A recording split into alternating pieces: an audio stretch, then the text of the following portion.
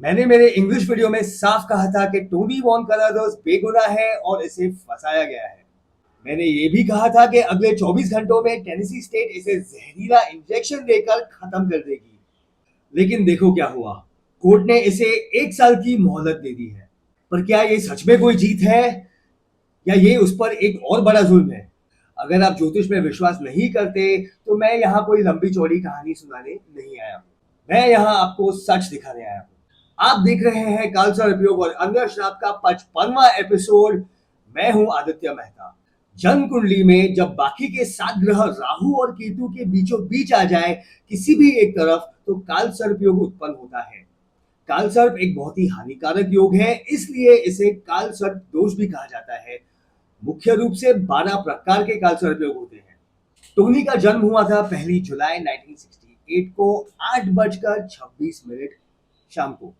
राहु महाराज चौथे घर में है और केतु महाराज 10वें घर में है और बाकी के सारे ग्रह एक्सिस के एक तरफ आ गए हैं।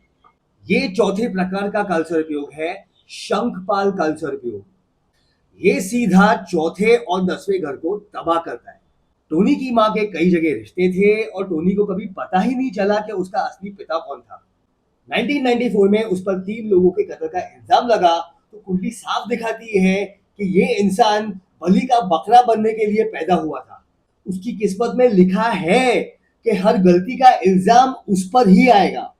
कोर्ट ने जो 1 साल की मोहलत दी है, कुछ लोग उसे राहत कह रहे हैं। पर सोचिए, उसने बिना किसी गुनाह के 30 साल जेल में काट दिए।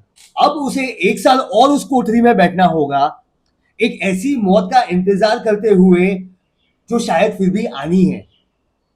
बिना किसी वजह के एक और साल उस दर्द को जीना, ये सबसे बड़ी सजा है।